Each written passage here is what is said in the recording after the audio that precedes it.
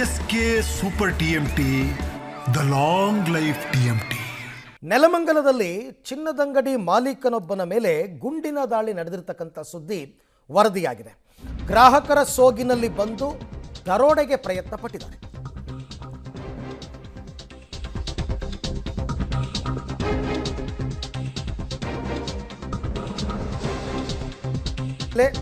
ಗುಂಡಿನ ದಾಳಿ ನಡೆದಿದೆ.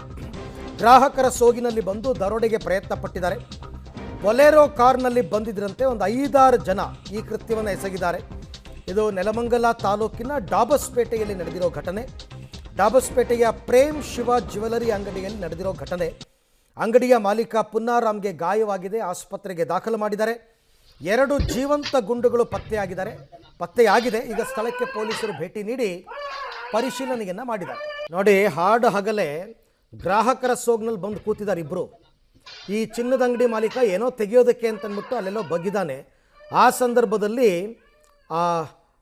ಇದನ್ನು ಹಾರಿ ಹೋಗಿ ಆತನ ಮೇಲೆ ಹಲ್ಲೆ ಮಾಡಿ ಶೂಟ್ ಮಾಡಿ ಅಲ್ಲಿಂದ ನೋಡಿ ಆತ ಪಾಪ ಕಿರ್ಚ್ಕೊಂಡು ಹೊರಗೆ ಬಂದು ಕೊನೆಗಾತ ಅಲ್ಲಿಂದ ಎಸ್ಕೇಪ್ ಆಗ್ತಾನೆ. ಆದರೂ ಹಿಂದಿಂದೆ ಹೋಗ್ತಾರೆ. ಬಟ್ ಯಾವುದೇ ಅವರಿಗೆ ಅರ್ಜೆನ್ಸಿ ಇಲ್ಲ, ಭಯ ಇಲ್ಲ, ಆರಾಮಾಗಿ ಅವರು ಅಲ್ಲಿಂದ ಇಳಿದು ಹೋಗಿರ್ತಕ್ಕಂಥದ್ದನ್ನು ನೋಡ್ತಾ ಇದ್ದೀರಾ. ಪುನ್ನಾರಾಮ್ ಅಂತಂದ್ಬಿಟ್ಟು ಆ ಅಂಗಡಿ ಮಾಲೀಕ, ಆತನಿಗೆ ಗಾಯ ಆಗಿದೆ. ಸ್ವಲ್ಪ ಆಸ್ಪತ್ರೆಗೆ ಚಿಕಿತ್ಸೆಗೆ ದಾಖಲು ಮಾಡಿದ್ದಾರೆ. 2 ಜೀವಂತ ಗುಂಡುಗಳು ಪತ್ತೆಯಾಗಿದೆಯಂತೆ ಅಲ್ಲಿ. 2 ಜೀವಂತ ಗುಂಡುಗಳು. ಈ ಬಗ್ಗೆ ಮತ್ತಷ್ಟು ಮಾಹಿತಿ ನನ್ನ ಕೊಲೀಗ್ ಪ್ರಕಾಶ್ ಅವರಿಂದ ಪಡ್ಕೊಳ್ಳೋಣ. ಪ್ರಕಾಶ್, ಯಾವಾಗ ನಡೆದ ಘಟನೆ?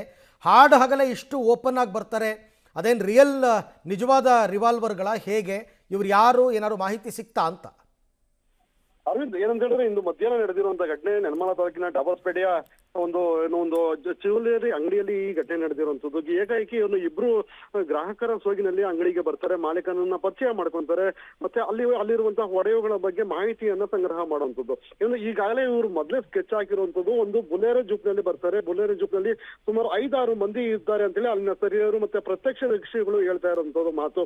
ಅಂತ ಹೇಳಿದ್ರೆ ಇಬ್ರು ಬಂದು ಏಕಾಏಕಿ ಅವನನ್ನ ಮಾತಾಡಿಸಿದ ನಂತರದಲ್ಲಿ ಏನು ಅಂತ ಹೇಳಿದ್ರೆ ಇಬ್ರು ಸಹ ತಮ್ಮ ಪ್ಯಾಂಟಿನಿಂದ ಗನ್ನನ್ನು ತೆಗೆದು ಆತನ ಮೇಲೆ ಎದುರಿಸುವಂತ ಮಾಡಿರುವಂತದ್ದು. ಆತ ಪ್ರತಿರೋಧ ಮಾಡ್ತಿದ್ದಂತೆ ಆತ ಏನೋ ಮುಸುಗುದಾರಿ ಅಂತಾನೆಲ್ಲ ಅವರು ಆರಾಮಾಗಿ ಬಂದಿದ್ದಾರೆ. ಎಂದ್ರೆ ಆ ಇಬ್ಬರು ಅಪರಿಚಿತ ವ್ಯಕ್ತಿಗಳು ಏಕಾಏಕಿ ಗನ್ನಿಂದ ಆತನ ಮೇಲೆ ಫೈರಿಂಗ್ ಅನ್ನ ಮಾಡಿದ್ದಾರೆ. ಅಲ್ಲಿ 2 ಜೀವಂತ ಗುಂಡುಗಳು ಸಹ ಸಿಕ್ಕಿರುವಂತದ್ದು.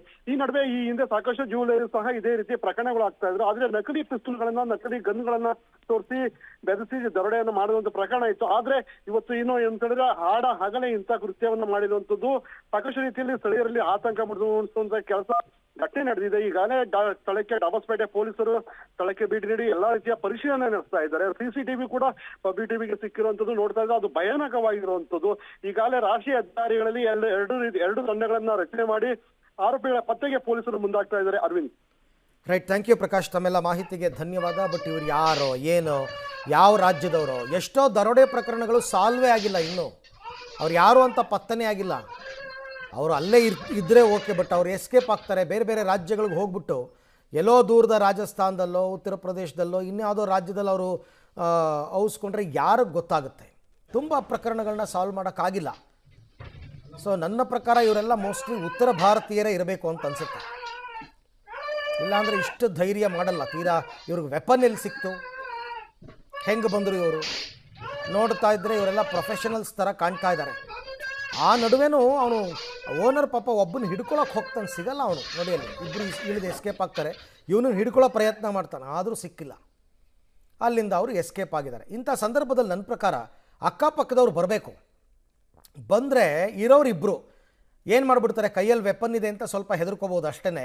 ಹಿಡ್ಕೊಂಡು ಲಾಕ್ ಮಾಡ್ಕೋಬೇಕಂತವ್ರನ್ನ. ಎಲ್ಲ ಹೆದರ್ತಾರೆ, ಯಾರು ಏನು ಧೈರ್ಯ ತೋರಿಸಲ್ಲ. ಸದ್ಯಕ್ಕೆ ಇದು ಡಾಬಸ್ಪೇಟೆನಲ್ಲಿ ನಡೆದಿರೋ ಘಟನೆ.